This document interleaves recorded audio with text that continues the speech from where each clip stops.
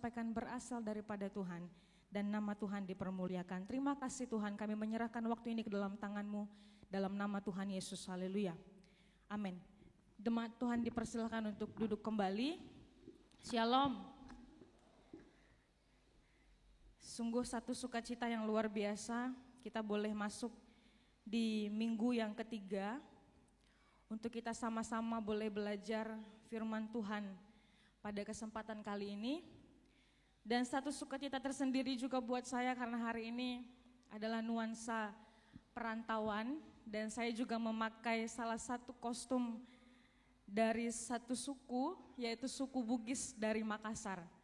Karena Makassar merupakan satu tempat yang punya tempat tersendiri di hati saya karena 4 tahun lebih saya dibentuk di sana.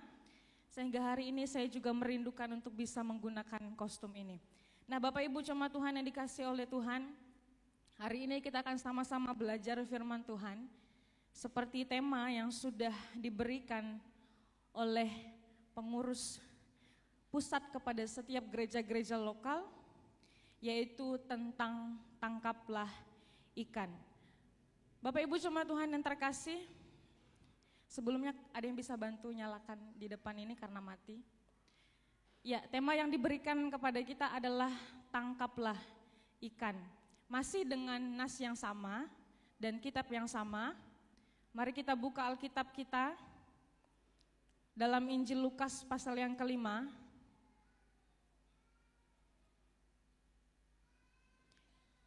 Injil Lukas pasalnya yang kelima, ayat yang keempat sampai ayatnya yang keenam.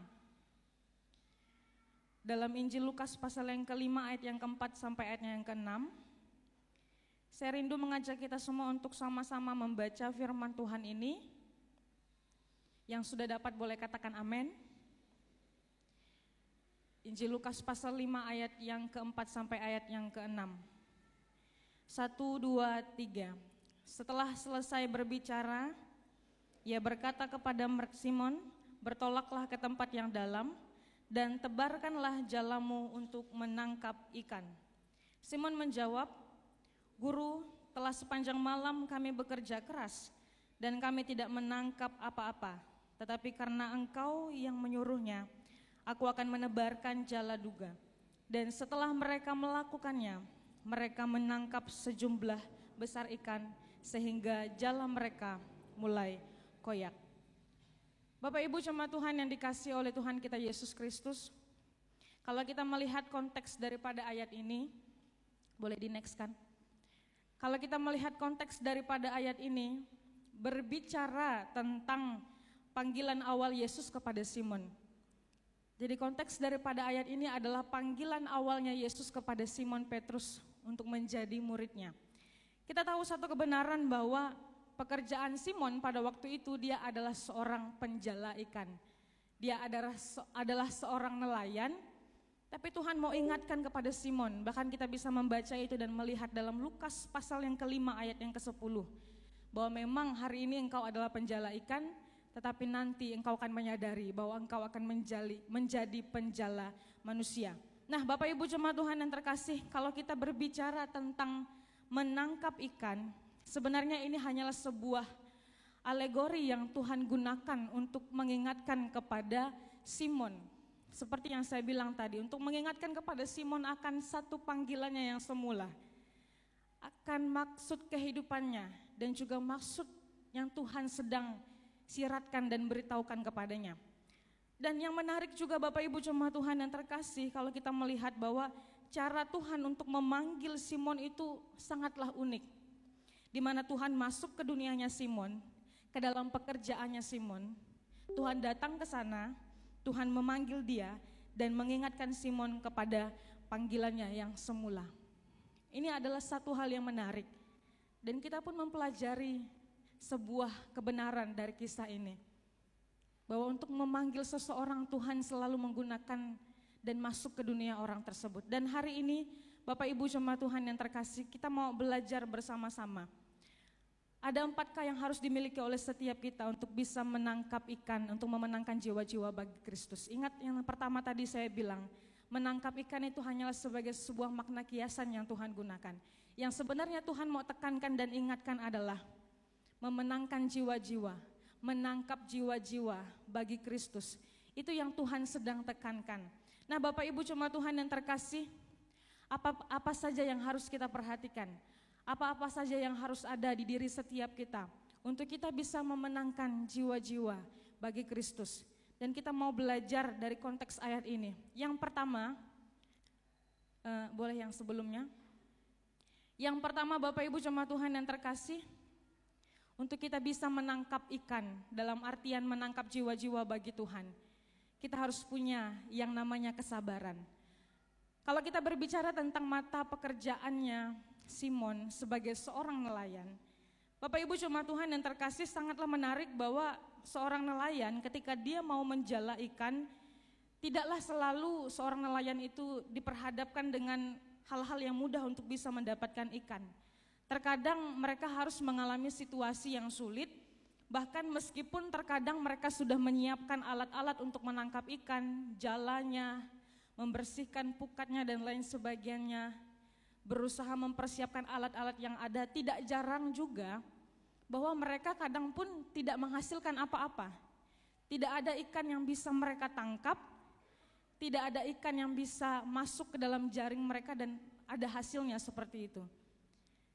Nah, yang menarik juga Bapak Ibu jemaat Tuhan yang terkasih, kalau kita berbicara tentang menangkap jiwa-jiwa, memenangkan jiwa-jiwa bagi Kristus, hal yang harus ada dalam kehidupan kita pun sama seperti perumpamaannya nelayan ini. Kita harus punya kesabaran. Meskipun terkadang mungkin kita merasa kita sudah mempersiapkan alat kita dengan baik.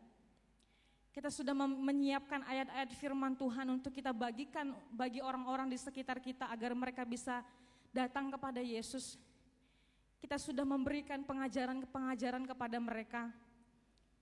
Tetapi meskipun kita sudah lakukan itu, jika pada akhirnya hasilnya pun kosong atau tidak menghasilkan apa-apa, kita seumpama seperti nelayan tadi, Bapak Ibu jemaat Tuhan yang terkasih, bahwa tidak bisa kita selalu berhadapan dengan sesuatu yang mudah, apalagi dalam pemberitaan Injil. Memang kita tidak bisa memungkiri bahwa dalam pemberitaan Injil sekalipun kita akan berhadapan dengan hal ini. Meskipun kita sudah berkoar-koar menyampaikan firman Tuhan, memberitakan Injil kepada mereka, tetapi mereka tidak mau ikut Tuhan. Namun yang harus terus kita lakukan adalah kita harus punya kesabaran. Seperti nelayan tadi. Saya percaya ketika seorang nelayan tidak punya kesabaran dalam hal menanti ikan untuk bisa melihat waktu yang tepat agar ikan itu bisa masuk ke dalam jaringnya, seorang nelayan tidak mungkin bisa mendapatkan ikan. Jika ketika dia berhadapan dengan jaringnya yang kosong, dia memutuskan untuk kembali tetapi tidak mau menunggu dulu dan lain sebagainya, sampai kapanpun nelayan itu tidak akan bisa menangkap ikan. Begitu juga dengan kehidupan kita sebagai orang-orang Kristen. Kita tidak akan bisa memenangkan jiwa-jiwa, tidak akan bisa menangkap mereka kalau kita tidak punya kesabaran.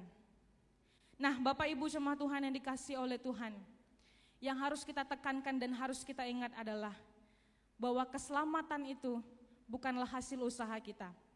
Ada banyak orang Kristen di luar sana yang mereka merasa frustasi ketika mereka tidak bisa memenangkan jiwa-jiwa bagi Tuhan, ketika mereka tidak bisa membawa keluarga mereka yang belum kenal Tuhan untuk menerima Tuhan sebagai juru selamat yang hidup. Bapak Ibu, yang perlu kita garis bawahi adalah, dengar baik, seperti kisah Simon tadi. Simon hanyalah penyedia alat. Tuhan hanya menyuruh Simon untuk menebarkan jalannya, bukan memerintahkan Simon untuk menyuruh ikan-ikan masuk ke dalam jala itu. Yang punya kuasa, yang punya otoritas untuk membuat ikan itu masuk ke dalam jalannya Simon adalah Tuhan, bukan Simon. Yang harus kita pahami, jika dengan kekuatan Simon sendiri, dia tidak mungkin bisa, Bapak Ibu, menyuruh ikan-ikan itu masuk ke dalam jala itu, karena Simon tidak punya kuasa. Yang bisa lakukan itu hanya Tuhan. Dalam pemberitaan Injil pun hal itu harus kita ingat. Kita hanyalah alat yang Tuhan gunakan. Apakah orang tersebut menerima keselamatan? Apakah orang tersebut mau menerima Tuhan Yesus sebagai juru selamat? Itu atas kehendak Tuhan, bukan kita.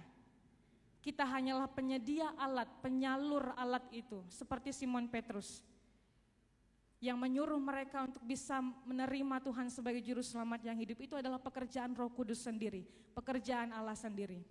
Itu yang harus kita pahami, supaya kita tidak salah, supaya kita tidak punya satu pandangan yang salah dalam hal ini. Bapak Ibu jemaat Tuhan yang dikasihi oleh Tuhan, dalam Efesus pasal 2 ayat yang ke-8 sampai 9, firman Tuhan berkata, sebab karena kasih karunia kamu diselamatkan oleh iman, itu bukanlah hasil usahamu, tetapi pemberian Allah.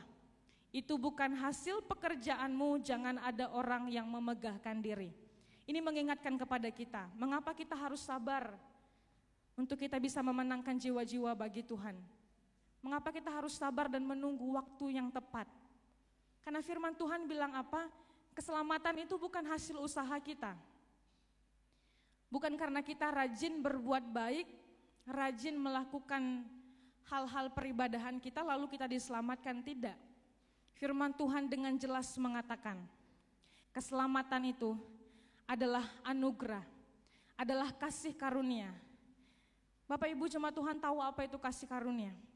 Kasih karunia adalah sesuatu hal yang kita dapatkan padahal sebenarnya kita tidak layak untuk menerima itu. Itulah kasih karunia. Dan Tuhan mau ingatkan kepada kita, keselamatan itu kasih karunia yang Allah berikan kepada setiap kita. Bukan hasil usaha kita, tapi itu pemberian Allah. Dalam pemberitaan Injil pun kita harus mengingatkan hal ini kepada diri kita, Bapak Ibu jemaat Tuhan yang terkasih. Seseorang bisa mengenal Tuhan, seseorang bisa berbalik kepada Tuhan, itu hanya karena kasih karunia Tuhan. Tapi bukan berarti kita juga santai-santai tidak memberitakan Injil, tetap. Kita harus menyalurkan alat itu, kita harus menebarkan jala itu. Tapi yang harus kita ingat, bahwa Tuhan sendirilah yang akan membuat orang itu berubah. Ibaratnya akan membuat ikan itu masuk ke dalam jala itu, membuat orang-orang datang kepada Tuhan dan kembali kepada Tuhan.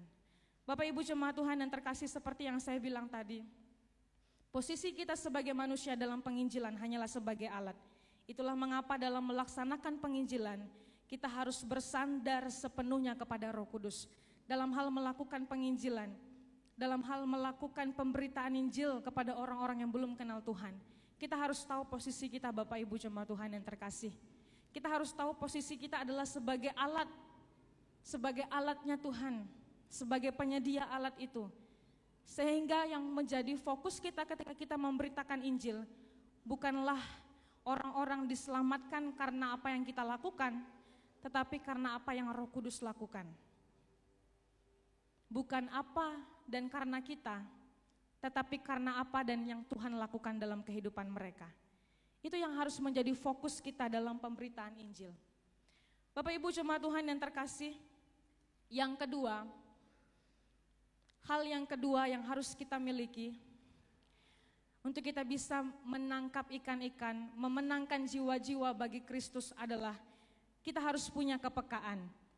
Bapak Ibu jemaat Tuhan yang terkasih, saya bukanlah seorang penjala ikan, saya juga tidak punya pengalaman dalam hal menjala ikan, tetapi saya juga dulu waktu masih kecil di tempat pelayanan orang tua suka memancing.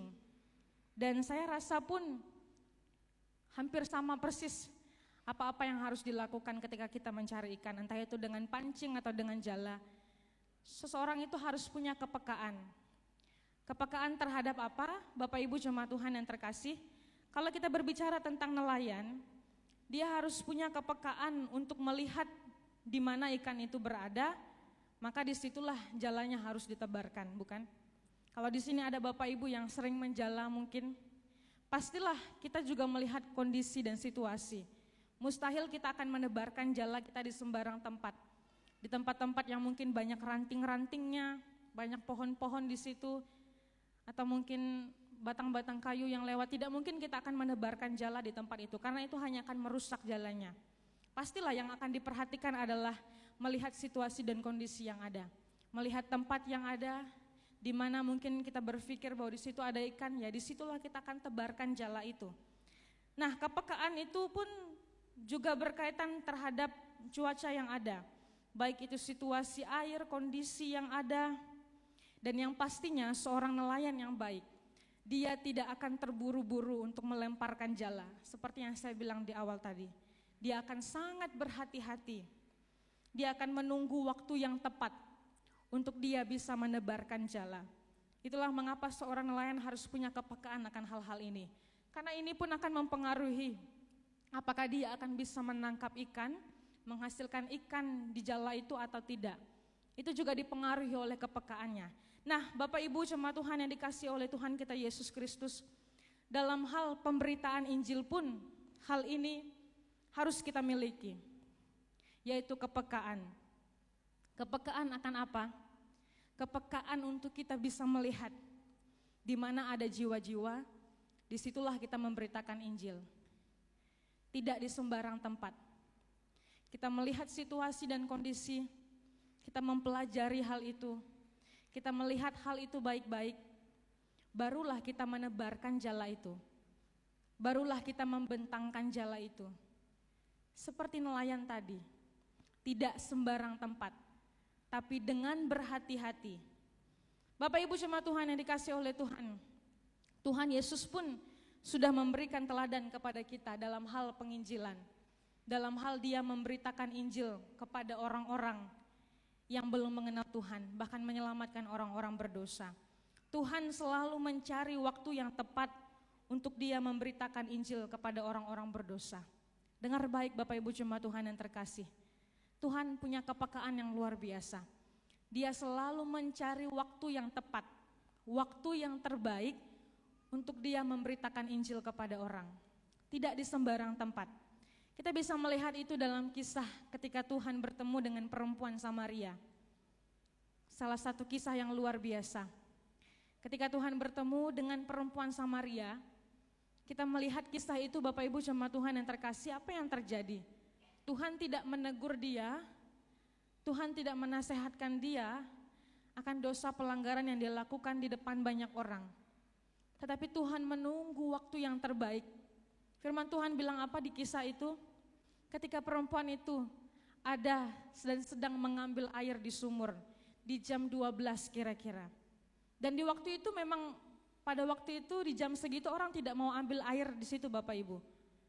Karena panas terik sangatlah luar biasa. Tetapi perempuan ini dia datang ke sana. Karena dia malu akan dirinya. Dia juga menerima perlakuan yang tidak baik. Dan di kesempatan itulah Tuhan datang. Tuhan menemukan perempuan itu. Dan Tuhan mengingatkan dia akan dosanya, akan apa yang dia lakukan. Bahkan pada akhirnya kita menemukan kebenaran bahwa perempuan itu berbalik kepada Tuhan dan mengakui dosanya di waktu yang tepat. Dengar baik Bapak Ibu jemaat Tuhan yang terkasih, percuma kita menebarkan jala kita di sembarang tempat jika waktu itu adalah waktu yang tidak tepat, maka tidak akan ada hasilnya. Yang ada layaknya seperti seorang nelayan tadi, ketika dia harus menebarkan jala di tempat yang penuh karang, yang penuh kayu dan lain sebagainya, yang ada jalanya hanya rusak. Dia tidak akan mendapatkan seekor ikan pun. Begitu juga dalam penginjilan. Jika kita sembarang menebarkan berita Injil tapi kita tidak melihat situasi dan kondisi yang ada, bahkan kita tidak punya kepekaan untuk melihat waktu yang tepat untuk kita memberitakan Injil itu, maka kita tidak akan bisa menghasilkan apa-apa. Kita harus punya kepekaan. Kita harus belajar daripada pribadi Yesus. Ketika Yesus melayani, Yesus selalu melihat situasi dan kondisi. Yesus selalu menunggu waktu yang tepat untuk dia memberitakan Injil, untuk dia memberitakan kabar baik. Dan kita pun harus melakukan hal yang sama. Nah Bapak Ibu jemaat Tuhan yang terkasih, inilah yang harus kita miliki sebagai orang-orang Kristen, sebagai orang-orang yang mau menangkap ikan, dalam artian memenangkan jiwa-jiwa bagi Kristus. Yang pertama tadi kita harus punya kesabaran. Yang kedua kita harus punya kepekaan. Peka untuk menunggu waktu yang tepat untuk kita bisa menyebarkan jala itu. Dan yang ketiga yang harus kita miliki, Bapak Ibu jemaat Tuhan yang terkasih, adalah keterampilan. Seorang nelayan, untuk dia bisa menjadi penjala ikan yang baik, dia membutuhkan keterampilan. Seorang nelayan membutuhkan keterampilan untuk apa? Keterampilan untuk melihat jenis ikan dan juga jenis jala yang harus digunakan untuk menangkapnya. Jadi seorang nelayan yang baik, dia pasti akan punya keterampilan dalam hal ini, Bapak Ibu jemaat Tuhan yang terkasih. Dia harus bisa melihat jenis ikan apa yang mau dia tangkap dan jenis jala apa yang harus dia gunakan.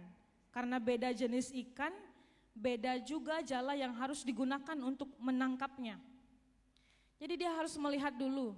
Mustahil seorang nelayan yang baik, dia lihat bahwa di situ ada sekumpulan ikan-ikan kecil, lalu dia menggunakan jala yang besar-besar yang jarang-jarang, ya pastinya dia tidak akan menghasilkan apa-apa. Dia harus bisa melihat hal itu. Dia harus bisa menentukan jenis ikan apa yang mau dia tangkap dan jala jenis apa yang harus dia gunakan. Dia harus punya keterampilan dalam hal itu. Dan Bapak Ibu jemaat Tuhan yang terkasih, nelayan yang baik juga, dia harus kreatif. Semakin berkembangnya zaman, alat yang dia gunakan pun harus sudah lebih berkembang. Jika dulu mungkin nelayan menggunakan alat yang mungkin terbatas dan sangat sederhana. Tetapi dengan semakin berkembangnya zaman yang ada, alat yang digunakan untuk menangkap ikan pun semakin bervariasi, Bapak Ibu jemaat Tuhan yang terkasih. Ada begitu banyak alat-alat yang digunakan yang bisa lebih mempermudah seorang nelayan untuk dia bisa menangkap ikan. Dan ini harus ada dalam setiap nelayan. Dia harus memperhatikan hal ini. Dan Bapak Ibu jemaat Tuhan yang terkasih, sadarkah kita bahwa dalam hal kita memberitakan Injil, kita juga membutuhkan keterampilan. Dalam hal kita memberitakan Injil, untuk kita bisa memenangkan jiwa-jiwa bagi Kristus, kita juga membutuhkan yang namanya keterampilan. Dalam pemberitaan Injil, kita harus menggunakan metode dan cara yang tepat sesuai dengan konteks di mana kita ada. Inilah keterampilan kita untuk bisa memberitakan Injil. Kita harus menggunakan metode, kita harus menggunakan cara yang tepat untuk kita bisa memberitakan Injil itu kepada orang-orang yang belum kenal Tuhan. Seperti nelayan tadi, mempelajari dulu jenis ikan apa, supaya kita bisa menggunakan pukat apa atau jala apa yang harus kita gunakan. Dalam pemberitaan Injil pun kita harus melakukan itu, Bapak Ibu jemaat Tuhan yang terkasih. Kita harus mempelajari dulu orang seperti apa yang sedang kita hadapi. Kumpulan orang-orang yang seperti apa yang mau kita beritakan Injil. Apakah mereka adalah orang-orang dewasa atau mereka adalah anak-anak remaja dan pemuda, atau mereka mungkin anak-anak kecil yang ada. Dan kita harus menggunakan cara dan metode yang sesuai dengan umur mereka, sesuai dengan kapasitas mereka. Tidak mungkin kita memberitakan Injil kepada anak-anak sekolah minggu dengan metode dan cara-cara kita memberitakan Injil untuk orang-orang tua. Begitu juga sebaliknya, tidak mungkin kita memberitakan Injil kepada orang-orang yang sudah berumur, tapi menggunakan metode dan cara untuk kita memberitakan Injil bagi anak-anak kecil. Kita harus mempelajari itu, agar kita bisa menggunakan alat, metode, dan cara yang benar, yang tepat untuk kita bisa memenangkan mereka. Untuk kita bisa membawa mereka kepada Kristus. Kita juga belajar ini daripada teladan Yesus. Yesus itu sangat terampil dalam dia memberitakan Injil. Apa yang Tuhan gunakan untuk dia memberitakan Injil selama dia hidup di dunia? Dia menggunakan perumpamaan-perumpamaan.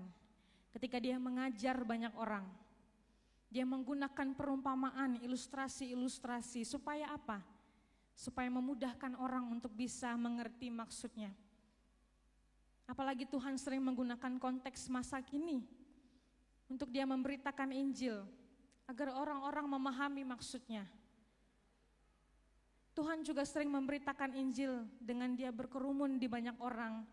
Dia berada di tengah-tengah mereka, mengajari mereka, memberitahukan mereka. Ada begitu banyak metode yang Tuhan gunakan untuk memberitakan Injil. Dan kita pun sebagai orang-orang Kristen, sebagai penjala manusia yang Tuhan sudah pilih, kita pun harus punya keterampilan Bapak Ibu. Kita harus bisa melihat jenis apa yang kita sedang layani. Kita harus punya kepekaan untuk melihat orang seperti apa yang kita layani. Dan dengan cara apa kita bisa menarik dia kepada Kristus. Karena kalau kita punya cara yang salah, ibaratnya kalau kita menggunakan jala yang salah seperti yang awal tadi saya bilang, maka kita juga tidak akan bisa membawa mereka kepada Kristus. Bapak Ibu jemaat Tuhan yang terkasih, dan menarik juga kalau kita melihat kisah daripada Simon di pasal yang kelima ini. Bahwa Yesus selalu memulai dan memakai keterampilan, khususnya orang yang dia layani. Dengar baik Bapak Ibu jemaat Tuhan yang terkasih, pekerjaan Simon adalah sebagai penjala ikan. Dan ketika Tuhan memanggil Simon untuk menjadi muridnya, Tuhan tidak memanggil Simon ketika dia ada di daratan atau di rumahnya. Tetapi ketika Simon sedang membersihkan jalannya, karena kondisinya waktu itu semalaman Simon mencari ikan, tetapi dia tidak mendapatkan apa-apa, sehingga dia membasuh jalannya. Dan saya melihat pengertian daripada membasuh jala itu berbicara tentang bahwa dia sudah menyudahi pekerjaannya waktu itu. Dan saya rasa sebagai manusia pun Simon pasti punya rasa putus asa. Karena sebagai seorang nelayan, sepanjang malam dia harus mencari ikan tetapi tidak ada seekor ikan pun yang dia dapatkan. Pastilah dia merasa kecewa dan putus asa. Karena itu mata pencahariannya, itu pekerjaannya. Dia bisa menghidupi keluarga, bahkan menghidupi dirinya pun lewat pekerjaan itu. Tetapi pada waktu itu Tuhan bilang apa? Tidak ada seekor ikan pun yang didapatkan oleh Simon. Dan kondisi Simon waktu itu dia sedang membersihkan jalannya. Kemudian Tuhan datang, Tuhan naik ke perahu Simon. Dan Tuhan bilang apa? Bertolaklah ke tempat yang dalam, tebarkan jalamu dan tangkaplah ikan. Dan yang menarik juga Bapak Ibu jemaat Tuhan yang terkasih, kalau kita melihat konteks daripada ayat ini, bahwa Simon adalah seorang penjala yang profesional. Dia sudah lama menjadi nelayan. Dia sudah lama menjadi penjala ikan. Dia tahu persis kapan waktunya untuk menangkap ikan. Dia tahu persis kapan waktu yang terbaik untuk dia pergi ke tengah danau dan juga menebarkan jala itu. Tapi pada waktu itu seakan-akan mungkin kalau Simon bisa berpikir, siapa orang ini yang memberikan perintah ini? Dan yang menarik, yang memberikan perintah kepada Simon adalah Tuhan Yesus, yang kita tahu pekerjaannya, bahkan latar belakangnya adalah seorang tukang kayu, bukan seorang nelayan, bukan seorang penjala ikan. Seharusnya ketika Tuhan memberikan perintah ini, Simon mungkin berpikir dalam hatinya, siapa orang ini yang memberikan perintah kepada saya untuk menebarkan jala? Padahal di waktu yang tidak tepat, padahal saya sudah semalaman menebarkan jala, tapi tidak mendapatkan apa-apa. Tetapi yang menarik daripada jawaban Simon, Bapak Ibu jemaat Tuhan yang terkasih, dia bilang apa? Dia panggil Tuhan dengan sebutan guru. Sudah semalaman kami menebarkan jala, tapi kami tidak mendapatkan hasil apa-apa. Tapi karena Engkau yang memerintahkannya, maka aku akan menebarkan jala itu. Dan lihat ketika Simon menebarkan jala itu, dia ikut perintah Tuhan. Maka saya berpikir pun dan kita semua pasti merasakan hal yang sama. Pasti Simon sangat terkaget dan terkagum-kagum. Melihat bahwa bukan hanya seekor dua ekor ikan yang masuk dalam jalannya. Tapi sampai dikatakan perahunya penuh dan jalannya mulai robek. Nah Bapak Ibu jemaat Tuhan yang terkasih, kita melihat bahwa Yesus seringkali memanggil orang-orang untuk menjadi pengikutnya melewati keterampilan mereka. Dan Yesus seringkali memanggil mereka di saat-saat yang tepat. Simon dipanggil di saat-saat dia mengalami keputusasaan karena tidak bisa menangkap ikan. Tuhan panggil dia dan dia mengikut Yesus. Dia menjadi pelayan Yesus. Inilah hal yang juga harus kita miliki sebagai orang-orang percaya. Untuk kita bisa menangkap ikan, menangkap jiwa-jiwa bagi Kristus. Kita harus punya keterampilan. Kita harus mengasah keterampilan itu untuk kita bisa gunakan menangkap jiwa-jiwa dan memuliakan Tuhan. Dan yang keempat, Bapak Ibu jemaat Tuhan yang terkasih, hal yang keempat, next, yang harus kita lakukan untuk kita bisa menangkap jiwa-jiwa bagi Kristus adalah kerjasama. Bapak Ibu jemaat Tuhan yang terkasih, kalau kita melihat di ayat ini, bahwa dikatakan Simon Petrus itu sebagai seorang nelayan, dia menyadari bahwa untuk bisa menangkap ikan, apalagi ketika Yesus telah memerintahkan ikan-ikan itu masuk ke jalannya, sehingga jala itu dikatakan mulai koyak, Petrus menyadari bahwa dia membutuhkan orang lain. Dia tidak bisa menangkap ikan yang banyak itu sendirian. Makanya kalau kita melihat di ayat berikutnya, di ayat yang ke-7 dikatakan bahwa lalu mereka memberi isyarat pada teman-temannya di perahu yang lain, supaya mereka datang membantunya, dan mereka itu datang lalu mereka bersama-sama mengisi kedua perahu itu dengan ikan hingga hampir tenggelam. Jadi ketika Tuhan menunjukkan keajaiban dan mujizatnya kepada Simon, Simon tidak berdiam diri, dia panggil temannya yang lain untuk mereka bersama-sama mengambil ikan dari jala itu, sehingga dikatakan perahu mereka mulai penuh. Perahu mereka mulai penuh dan jala mereka mulai robek. Bapak Ibu jemaat Tuhan yang terkasih, hal ini mengingatkan kepada kita dalam pemberitaan Injil, kita membutuhkan kerjasama. Memberitakan Injil, memberitakan tentang Yesus Kristus yang adalah Tuhan dan Juru Selamat, bukan hanya tugas gembala sidang, bukan hanya tugas penginjil-penginjil, dan bukan hanya tugas misionaris-misionaris, tapi ini adalah tugas semua orang yang sudah percaya kepada Tuhan. Ini adalah tugas kita Bapak Ibu jemaat Tuhan yang terkasih. Setiap kita harus bekerja sama, harus bergandengan tangan untuk boleh memberitakan Injil. Setiap kita harus menyadari panggilan ini. Ada banyak orang-orang Kristen yang punya pemikiran yang salah, yang berpikir bahwa untuk memberitakan Injil mereka harus sekolah Alkitab, mereka harus menjadi pendeta, harus menjadi gembala terlebih dahulu. Tapi firman Tuhan bilang apa? Setiap orang yang percaya kepada Tuhan, dialah yang diberikan kuasa untuk memberitakan Injil itu kepada banyak orang. Dan itulah yang Tuhan mau kita pahami dalam kehidupan ini. Pemberitaan Injil, memberitakan tentang Yesus Kristus, itu adalah tugas setiap kita, tanpa terkecuali. Bapak Ibu jemaat Tuhan yang terkasih, seperti yang saya katakan tadi, dalam kita menarik dan membawa jiwa-jiwa kepada Kristus, itu membutuhkan kerjasama, tidak bisa seorang diri. Pertanyaannya, mungkin ada di antara kita yang bertanya, kenapa harus kita yang memberitakan Injil? Memangnya Tuhan tidak bisa menyelamatkan jiwa-jiwa di luar sana tanpa bantuan kita? Jawabannya bisa. Tuhan bisa menyelamatkan orang-orang yang berdosa.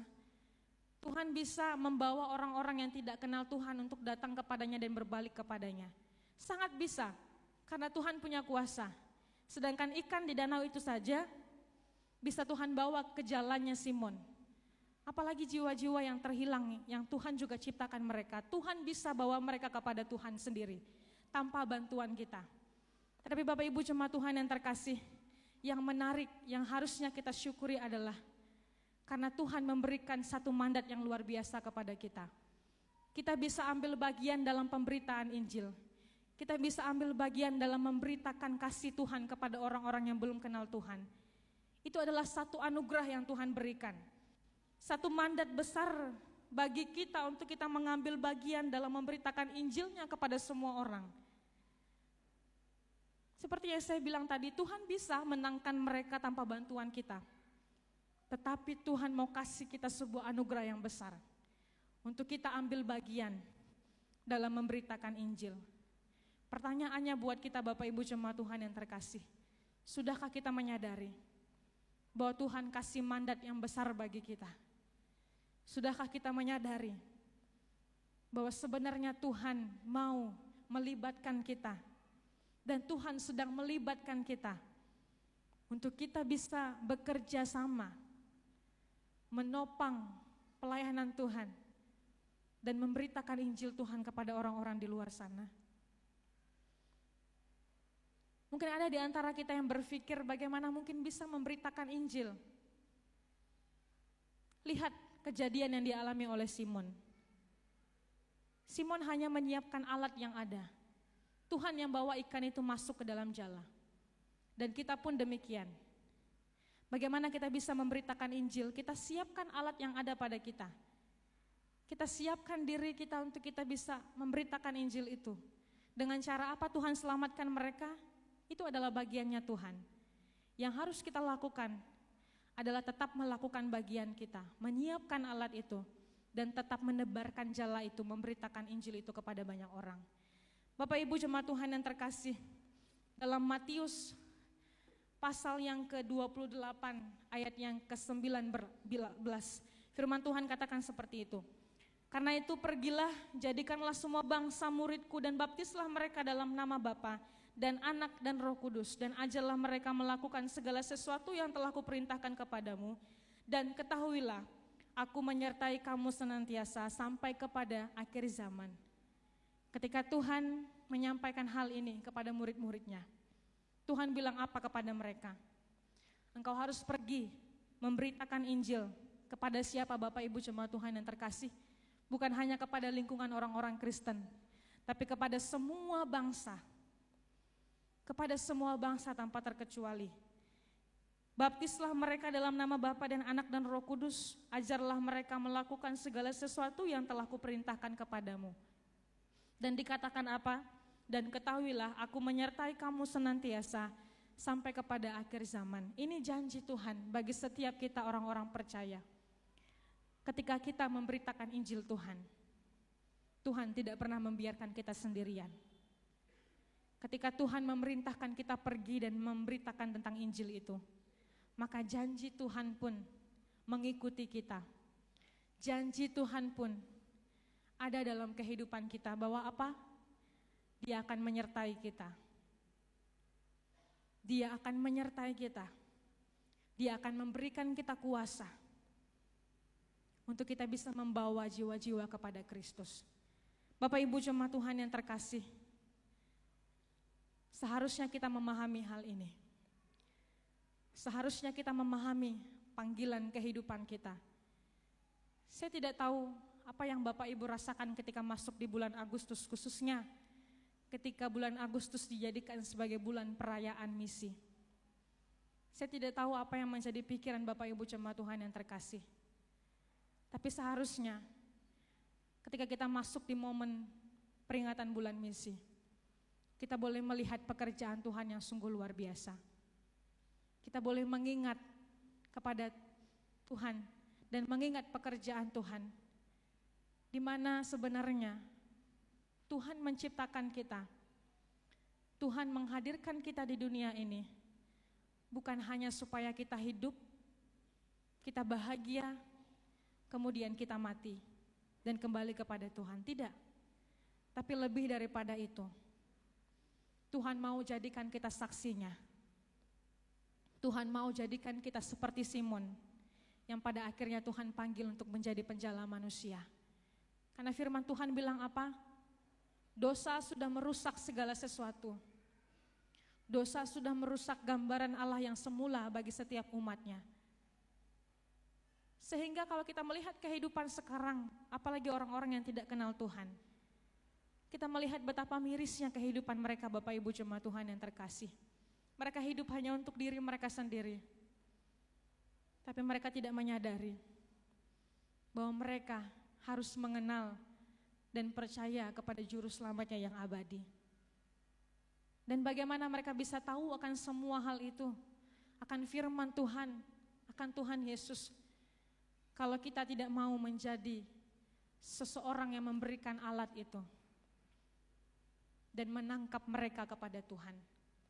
Bapak Ibu jemaat Tuhan yang terkasih, kesimpulan kita dalam perenungan firman Tuhan kali ini mengingatkan kepada setiap kita, yang pertama, bahwa menangkap ikan itu bukanlah dalam artian memang kita menangkap ikan yang sebenarnya, tidak.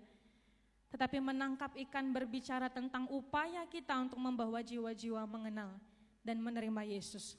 Sama seperti Simon tadi, dia adalah penjala ikan, tetapi pada akhirnya Tuhan menjadikan dia penjala manusia. Kita pun demikian. Kita adalah Simon-Simon di masa sekarang. Tuhan mau jadikan kita sebagai penjala manusia. Tuhan mau jadikan kita untuk menangkan jiwa-jiwa yang ada. Dan Bapak Ibu jemaat Tuhan yang terkasih, kesimpulan kedua, untuk kita bisa memberitakan Injil, untuk kita bisa menangkap jiwa-jiwa kepada Kristus, kita harus terlebih dahulu memperlengkapi diri kita. Seperti seorang nelayan, ketika dia mau menangkap ikan, dia harus siapkan jalannya. Kita pun demikian. Kalau kita mau beritakan Injil Tuhan, kita harus siapkan diri kita.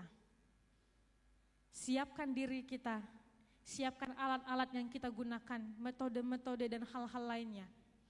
Barulah kita pergi menebarkan jala itu, memberitakan Injil itu kepada mereka.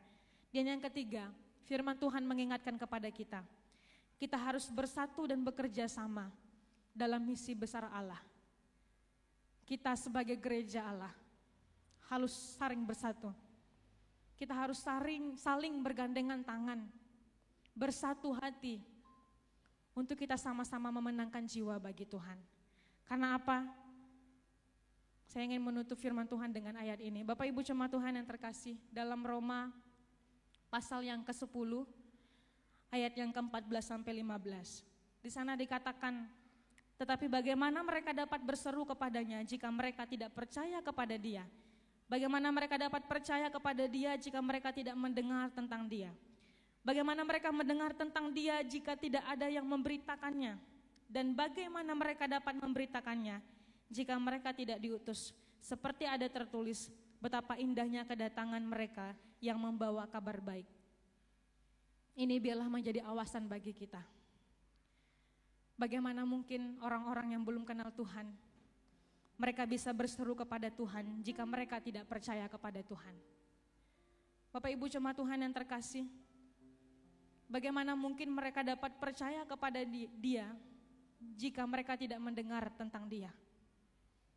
Bagaimana mungkin orang-orang di luar sana yang kita temui hari demi hari, yang tidak mengenal Tuhan, mereka bisa percaya kepada Tuhan kalau mereka tidak mendengar tentang Tuhan? Dan dikatakan apa Bapak Ibu jemaat Tuhan yang terkasih? Bagaimana mereka bisa mendengar tentang Dia jika tidak ada yang memberitakannya? Bapak Ibu jemaat Tuhan yang terkasih, biarlah ayat firman Tuhan ini boleh mengingatkan kita. Dan perenungan firman Tuhan pada hari ini boleh mengingatkan kepada setiap kita bahwa Tuhan menghadirkan kita di dunia ini bukan hanya untuk kepentingan kita pribadi, tapi Tuhan menghadirkan kita dengan sebuah visi yang besar. Karena firman Tuhan bilang apa? Akan tiba kesudahan segala sesuatu kalau Injil sudah diberitakan kepada semua orang. Setiap kita pasti merindukan kehidupan yang kekal bersama dengan Tuhan. Pertanyaannya, sudahkah kita mengambil bagian dalam pekerjaan itu? Sudahkah kita memberitakan Injil Tuhan kepada orang-orang di luar sana?